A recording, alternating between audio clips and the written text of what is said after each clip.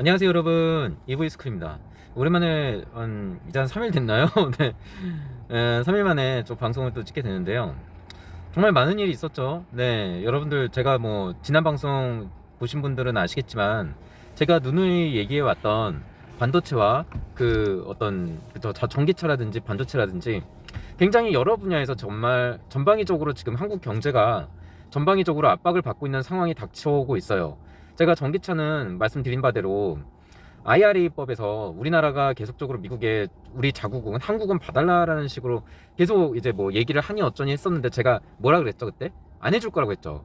미국이 그만큼 여유가 없습니다. 미국이 그만큼 여유가 없고 어떤 전 세계적인 어떤 정책과 어떤 이 발언에 대한 파급력이 큰 미국일수록 미국인 만큼, 그리고 여유가 그만큼 없는 지금 현 상황에서 한국이라는 어떤 아시아의 작은 나라를 위해서 아무리 동맹이라고 하지만 그동안의 어떤 행태나 이런 걸 봤을 때 동맹인지 아닌지 미국 내에서도 많은 논란의 여지가 있는 그런 한국에 대해서 특별히 IRA법에서 그 전기차를 우대해 줄 만한 아무런 명분과 이유가 없다고 제가 말씀드렸어요. 자, 그래서 결과가 어떻게 나왔나요?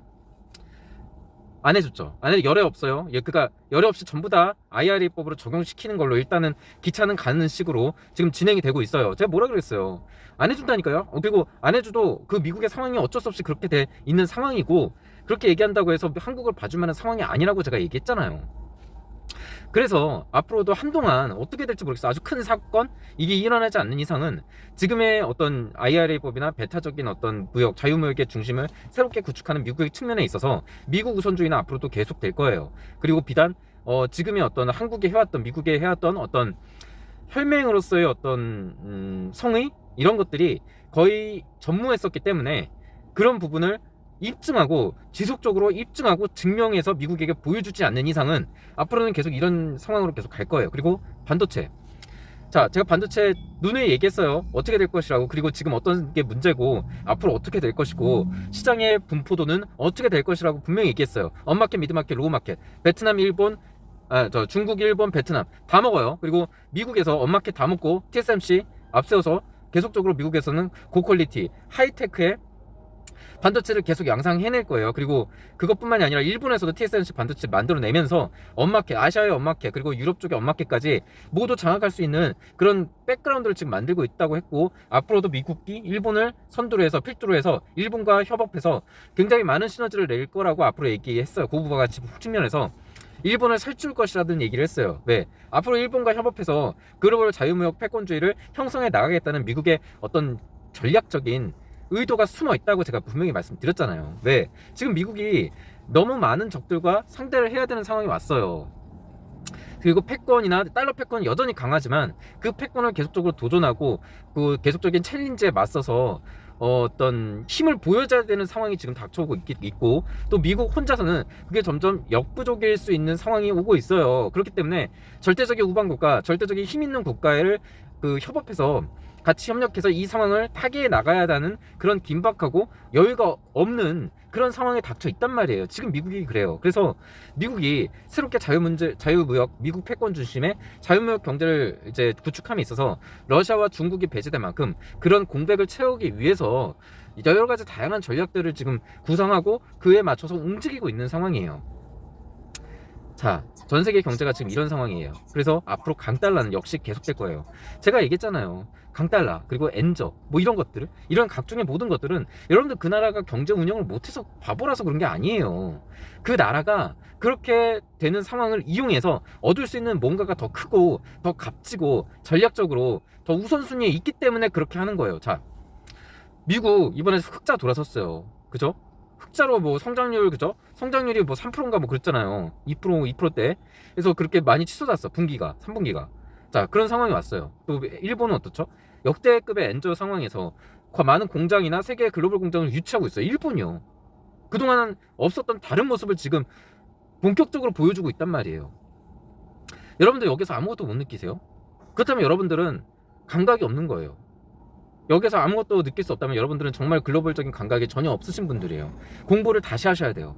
지금은 그 세계 경제가 그만큼 여유가 없어요. 여유가 없고 어떤 리스크나 여유가 없다는 거는 그만큼 리스크도 많이 따를 수 있고, 그리고 뭐랄까요? 그런 어떤 보호적인 어떤, 그전에는 글로벌리즘이라고 해서 어떤 더불어 사는 사회 뭐 세계적인 뭐 어떤 서로 어려우면 누굴 도와주고 뭐 원주해주고 뭐 이런 게 있었잖아요. 근데 앞으로는 그런 게 아쉬운 소리가 나오고 곡소리가 나올 정도가 돼도 어쩔 수 없이 수수방관해야 되는 상황도 올 거고, 어쩔 수 없이 외면해야 되는 상황도 올 거예요. 자국의 가치에 어긋나더라도요. 그런 상황이 와요. 이제 뭐 어디 기아로 굶어 죽고 뭐 어느 다른 나라 아예 뭐 그 듣도 보도 못한 나라가 기아로 굶어 죽은 어린이 뭐 사진 보여주고 동영상 보여주면서 원조 바라는 영상 찍고 뭐 이런 게 안 통하는 시대가 왔다는 얘기예요. 그런 거 봐도 내가 당장 내가 먹고 살기가 힘들어. 그래서 남을 도와줄 만한 여력이 없어. 그렇게 되면 어떻게 돼요? 못 도와주고 내 살 길밖에 못 찾는 거예요. 예? 그런 상황이 와요. 그리고 이미 어느 정도는 들어왔어요. 그런 상황에. 그리고 앞으로가 한동안은 그런 상황으로 지금 계속적으로 들어가요. 언제 끝날지 몰라요. 이런 상황이 계속 될 거예요. 자, 그런 상황이 왔어요. 더 이상 미국이 우리나라를 비호해주지 않을 거예요. 앞으로도 그렇고, 물론 군사적이나 이런 부분의 동맹은 여전하고, 가장 중요한 국가 존립의 가장 중요한 안보적인 측면에서 미국의 원조 없이 우리는 아무것도 할 수 없는 상황이에요. 그리고 미국도 그런 부분은 계속적으로 도와줄 거예요. 하지만 경제적인 측면에 있어서는 얘기가 다르다는 얘기예요. 경제적인 측면이나 이런 부분에서는 우리가 자력으로 생존해야 돼요. 그동안 미국이 우리나라를 경제적으로 원조해주고 경제적으로 많이 도와주고 협력해주고 뒷배를 봐주고 여러 가지 우리 반도체 강국으로 성장할 수 있었던 건 다 미국의 덕분이에요. 모르시는 분들 공부 다시 하세요. 미국 덕분 아니라고, 우리나라의 자력의 힘만으로 다 이룬 거라고 얘기하시는 분들은 공부 다시 하세요. 예. 그럼 미국의 덕분이에요. 그럼 미국의 비호나 그리고 밀어주는 뒷배가 있었기 때문에 우리나라가 이만큼 성장할 수 있었던 거예요. 아시아의 이런 작은 나라가, 변방의 작은 나라가 이 정도까지 반도체 강국이니, 그리고 뭐 수출 세계 군사력이 몇이니, 인프라가 뭐 되게 잘 돼 있고 뭐 이런 클린하고 뭐 이런 거 다 있잖아. 다 세금이고 돈입니다. 예? 그리고 그런 시간대에서 그런 어떤 시너지를 낼 수 있었던 사람들이 있었고, 그런 사람들이 이루었던 결과물이 지금의 우리나라의 현 주소예요. 근데 그런 어느 순간부터 5에서 10년 전부터인가, 너무 어떤 10년, 10년 전부터인가, 20년 이내에 너무 많이 사람들이 안일해지고 너무 많은 국뽕을 맞고 본인들이 최고인 줄 알고 기고만장했었던 부분이 지금의 현 주소예요. 지금의 글로벌 경쟁국들, 주변국들의 어떤 경쟁에 있어서 뒤처지고 처지고 떨어지고 몰락해가는 그런 현 주소가 5에서 10년 전부터 이미 시작이 되었던 거예요. 그래서 앞으로는 한국 경제는 굉장히 몰락할 수밖에 없고, GDP도 계속 쪼그라들 거예요. GDP도 계속 쪼그라들고, 미국도 더 이상 경제적으로는 우리나라를 배울 뒷배를 봐주지 않을 겁니다. 아니, 않을 거라기보다는 못 봐줄 거예요. 왜냐면 그만큼 패권 경쟁이 있어서 미국이 지금 여유롭지가 못해요. 그렇기 때문에 자력으로 지금 생존을 해야 되는데, 자력으로 생존한다고 지금 하고 있잖아요. 그게 다 무슨 영향 때문이겠어요? 지금까지 계속 삼성이나 현대, 뭐 SK, 각종 어떤 그 대기업들 위주의 어떤 성장을 해왔던 우리나라의 입장에서 그런 걸 봐왔던 50대, 60대, 40, 5, 60대들, 그런 사람들이 국뽕만 계속 맞은 거예요. 국뽕만 계속 신나게 맞고 우리나라가 최고라는 생각으로 계속적으로 어떤 기구만장했던 그런 원인을 제공했던 그런 세대가 지금의 상황이 닥쳐와도 여전히 우리나라는 괜찮다. 여전히 우리나라는 계속적으로 성장할 거고, 집값은 무조건 우상향이고, 뭐 무조건 성장할 거야. 무조건 올라. 우리나라는 저력, 기술력, 뭐 우리나라의 뭐 경제력이 몇인데, 우리나라의 어떤 자산 펀더멘털이 튼튼하고, 뭐 수출 강대국이고 기술 강국이고 반도체 최고, 뭐 이런 식의 어떤 국뽕을 너무 맞아왔던 거야. 그래서 지금 이런 상황이 닥쳐와도 여전히 마치 그 가마솥 안에 개구리 얘기 들어보셨죠? 가마솥 안에 끓는 물 안에 개구리처럼 모르는 거예요. 그냥 편하고 그냥 대자로 쭉 뻗어 있다가 그러다가 죽는 거예요. 그 안에서 자기가 죽는 것도 모르고 죽어가는 것도 모르고. 저는 그런 지금의 그 상황, 그 한국의 지금 경제 상황이 뜨겁게 끓는 물 안에 가마솥 안에 개구리 마냥, 저는 그런 상황이라고 저는 보거든요. 앞으로 그렇게 돼요. 지금 그렇게 계속 죽어가고 있다고 저는 보는 거예요. 원래 제가 지난 방송에서 누누이 얘기했잖아요. 자신의 모자람을 알고 발전하기 위해서 그 나라가 그 어떤 역경과 그런 어떤 극복을 하기 위해서, 그 현 상황을 타개하고 극복하기 위해서 반드시 거쳐야 되는 과정, 그 시작점이 뭐라고 했어요. 제가 무엇보다도 본인의 모자람을 먼저 깨우쳐야 돼요. 본인의 모자람, 본인의 부족함을 먼저 알고 그 부족함을 메꾸기 위해서 치열한 노력, 그런 어떤 헝그리 정신을 발휘해야 된단 말이죠. 근데 그런 헝그리 정신을 발휘하기에는 사람들이 너무 국뽕에 취해 있다는 얘기예요. 저는 얼마 전에 뉴스를 보고 너무 기가 막혔던 게, 아니 세상에 요새 뉴스 보시면 여러분들 자동차 뭐 신제품 선전하고 막 그러잖아요. 뭐 현대차 뭐 이런 거, 그런 거 선전할 때, 아니 무슨 우리나라 이미 뭐 비교를 벤틀리랑 페라리에 비교를 하더라고요. 뭐였죠 그거? 뭐 그랜저, 예, 그랜저 신모델 그거 얘기하면서 기사에 뭐 벤틀리하고 페라리하고 막 비교하고 막 그러더라고요. 정말 저 그거 보고 너무 어이가 없는 거예요. 세상에. 아니 우리나라가 언제 벤틀리나 이런 페라리랑 견줄 만한 그런 수준의 자동차 강국이었나? 벤츠랑 BMW는 이미 뛰어넘은 지 오래인가? 그리고 최근에 뭐 오늘인가요? 어젠가요? 뉴스 기사 보니까 그 GV60 전기차 그거 갖다가 뭐 가격대랑 뭐 이런 면에서 봤을 때 포르쉐를 뛰어넘느니 어쩌니. 아니 여러분 우리나라 벤츠 BMW는 아웃 오브 안중인가요? 벤츠 BMW는 이미 뛰어넘은 지 한참인가요? 저 너무 기가 막힌 거예요. 아니 비교할 거 비교해야지. 그거 아직도 한참 모자라는데 저는 이걸 이렇게 봐요. 우리나라가 여러분들 뭐 GDP 많이 오르고 막 자랑하잖아요. 국뽕 맞고 우리 GDP가 이렇게 성장했다. 사실 그게 아니에요. 너무 어떤 결과물, 사람들의 인력의 어떤 인건비, 노동의 가치로 이뤘던 게 결과물로 사실 가치로 드러나는 건데 그 가치가 별로 약했던 거예요. 그래서 그 실제 받는 임금 대비해서 낼 수 있는 부가가치는 적었던 거죠. 그래서 가격이 점점 올랐잖아요. 물가도 오름에 동시에 입장의 뭐 차값도 올리고 점점 나오는 차마다 매번 비싸고 그랬잖아요. 그래서 지금 가격도 한 5천만 원대인가 뭐 그런 GV60인가 뭐 나왔다고 뭐 선전하는데 그래서 5천만 원대가 뭐 포르쉐에 나오는 뭐 가격대랑 비교했을 때 우리가 좀 더 싸고 싸면서도 뭐 퍼포먼스는 좀 더 좋고 뭐 이런 식으로 경쟁 모델이라는 답시고 보여주는 거예요. 전 너무 기가 막히더라고요. 그래서 물론 우리나라 기술이 예전보다는 발전했겠죠. 그리고 전기차로 이제 바뀌는 마당에 전기차로 바뀌었으니까 그죠? 전기차로 이제 그게 바뀌었으니까 어떤 조립이 쉽고 그동안의 어떤 자동차 메이커로서의 어떤 노하우 이런 것들이 크게 필요하지 않는 시대가 되긴 했어요. 근데 아무리 그렇더라도요. 아무리 전기차라고 하더라도 기본 하체 세팅 그리고 동그란 바퀴에 의해서 굴러가는 건 매한가지인데 왜 유독 한국의 어떤 그런 차들이 뭐 세계의 어떤 포르쉐랑 어떤 이런 정말 우리나라 그 전 세계적으로 유명한 차들이랑 과연 비교할 때 경쟁력이 있는 차라고 지금 얘기할 수 있을까요? 아니 저는 너무 저는 이 예를 든 게 너무 국뽕이 저는 이런 거 볼 때마다 야 너무 이제 국뽕이 이런 문제 너무 과도한 국뽕은 이런 어떤 사람의 어떤 머릿속에 착각?